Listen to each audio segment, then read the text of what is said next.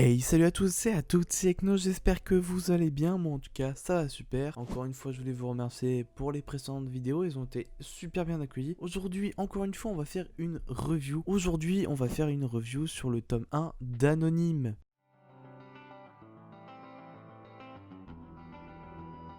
Alors tout d'abord, Anonyme c'est quoi? C'est un manga prépublié dans le Gangan Online en 2017 et va être ensuite édité en manga en 2018 au Japon. En France, Soleil Manga va les éditer en 2020. Actuellement, il y a 4 volumes au Japon, c'est la fin du manga, et en France, il y a un volume. Il reste donc 3 volumes encore avant d'être à la fin du manga. C'est un shonen qui touche pour genre drame, mature, school life et qui touche pour thème école. L'auteur c'est Kimozuka Shikara et le dessinateur c'est Ioka Yen. On va suivre l'histoire de Takashi qui vit sa meilleure période de sa jeunesse. Il va intégrer l'équipe de baseball de son collège étant très talentueux. Et la fille qu'il aime, Sasaki, a accepté d'être sa copine. Mais un jour, en surprenant son professeur principal abusant de sa copine, il intervient en le tuant à coups de batte. Obligé d'adopter une nouvelle vie ailleurs, sa vie va reprendre son cours. Mais le passé va revenir le hanter. Un mystérieux informateur décide de mettre tout le monde au courant. Alors déjà, le manga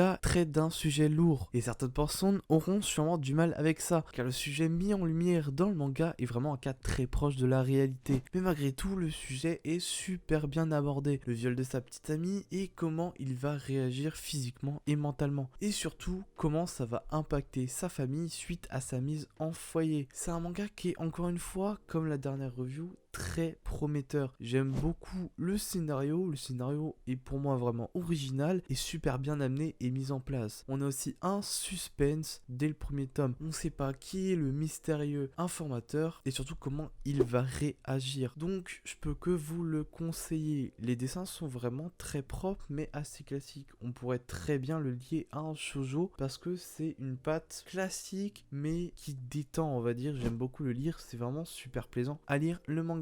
Donc forcément, Anonyme, je peux que vous le conseiller, notamment pour continuer à suivre l'histoire de Takashi, et surtout moi, pour savoir personnellement, j'ai envie de savoir qui a mis tout le monde au courant. Ce tome 1 était aussi plein de surprises, parce que le tome 1 est certes assez petit, il est vraiment très mince par rapport au tome 1 de Keijin Reggio, et j'adore ce manga. Ce manga est vraiment incroyable. Donc je vous le conseille. Encore une fois, la vidéo est assez courte vu que c'est une review manga. Je vais faire de nouveaux projets dans les prochaines vidéos, notamment achat manga, et aussi surtout, je vais refaire une vidéo où je vous présente vos bibliothèques. Sur ce, j'espère que la vidéo vous a plu. Si c'est le cas, n'hésitez pas à vous abonner et à mettre un pouce bleu. Sur ce, moi je vous laisse et je vous dis ciao.